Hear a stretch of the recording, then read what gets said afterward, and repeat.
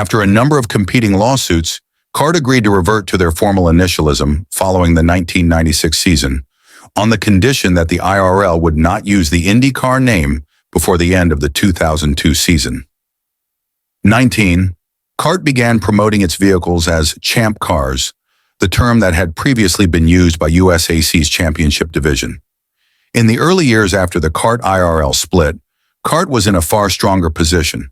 It held most of the prestigious races, sponsorship money, most of the named drivers and teams, and was the preferred series for manufacturers due to the IRL's ban on engine leases. The IRL's primary asset was Indianapolis Motor Speedway and its 500.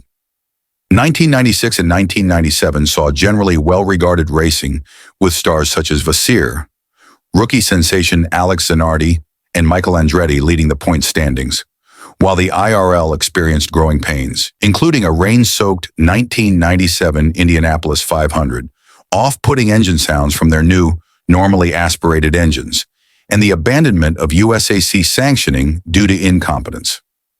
CART, in further contrast to IMS's sole ownership of the Ireland, opted to proceed with a public stock offering, selling on the NASDAQ as stock symbol MPH. The offering raised $100 million by selling 35% of the company.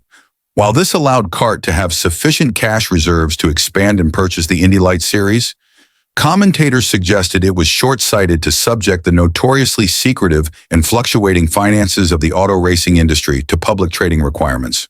21 efforts, led mostly by engine manufacturers, to pressure CART and the IRL to at least adopt uniform engine standards, were met with a cold refusal from the IRL, which started to carve a niche in the motorsports landscape by leveraging close relationships with the new NASCAR spec ovals being built, with the series' substantial losses being underwritten by the other revenue streams of IMS. Despite the split, CART saw its annual revenues increase from $38 million in 1995 to $68,800,000 by 1999. Street races remained lucrative, and teams were able to make some gains on sponsorship revenues. 23. The success was uneven, as the series' traditional oval races in Michigan and Nazareth began to see dramatic attendance declines, which CART blamed on substandard marketing. Television ratings and revenue were anemic, with the series receiving $5 million annually for the entirety of its television package, less than the rate for some individual NASCAR races. 26. While CART's stock was generally considered healthy, investors noted that the company's valuation tended to fluctuate with the perceived success or failure of IRL merger talks. 27. CART's championship battle in 1999 between young stars Juan Pablo Montoya and Dario Franchitti was overshadowed by the deaths of drivers Gonzalo Rodriguez and Greg Moore within 2 months of each other. Moore's death at the 1999 Marlboro 500 especially raised serious concerns about safety in the 500-mile races conducted in Fontana and Michigan that saw Champ Cars' average speeds of near 240 miles per hour, 390 kilometers per hour. In 2000, after years of frustration building behind the scenes, CART owners forced Andrew Craig to resign as CEO, and popular driver Bajaj owner Bobby Rahal stepped in as his interim replacement.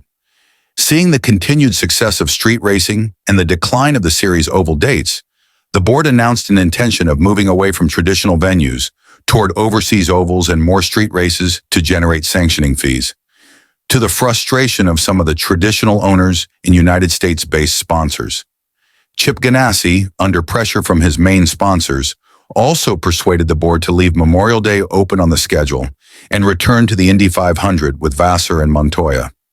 Montoya put on a dominating performance at Indy, leading 167 of the 200 laps to win. The Ganassi team's primary advantage was the greater engineering put into their IRL spec car. 2000 would see Team Penske's return to prominence as Gil de Ferran won the driver's title.